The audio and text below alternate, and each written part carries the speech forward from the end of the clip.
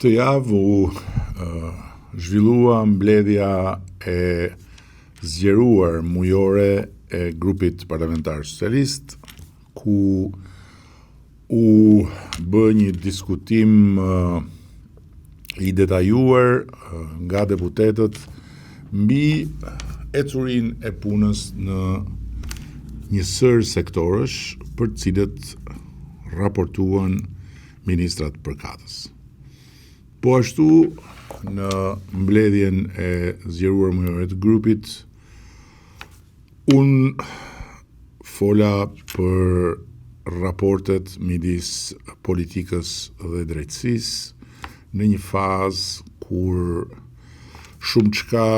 pozitive është arritur, por shumë çka tjetër kërkon adresim. Dhe për gjithë ata që janë të interesuar, mund t'i kthehen fjalës time në po këtë faqe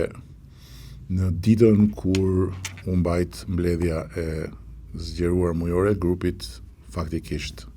të njëjtën e shkuar. Ndërkohë, po aty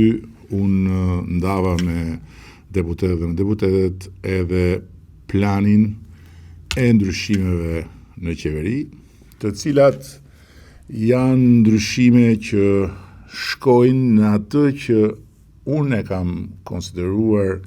si një qasje e re në këtë aspekt dhe për cilën kam folur qysh në fjalën e drejtuar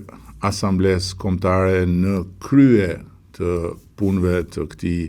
mandati, duke bërë edhe krahasimin mes ndryshimeve në një skuadër futbolli me ato në një skuadër basketbolli, kështu që në këtë aspekt ndryshimet ishin të para, por natyrisht që nëse rrethanat do të kishin qenë të ndryshme, nuk do të kishte ndryshuar për rezultatet e jashtëzakonshme në punë zëvendës kryeministrja dhe ministrja e infrastrukturës dhe energjisë, që aktualisht në bazë të mbledhjes së zgjeruar të grupit dhe të planit të ri të kompozimit të qeverisë është ish zëvendës kryeministrja dhe ministrja e infrastrukturës dhe energjisë. Por gjithsesi për këtë temë fola pak në mbledhjen e grupit dhe rezervova dhe më mbetet e rezervuar e drejta që të flas në mënyrë më shtërruese pasi të kem lexuar edhe raportin e Këshillit të Mandateve.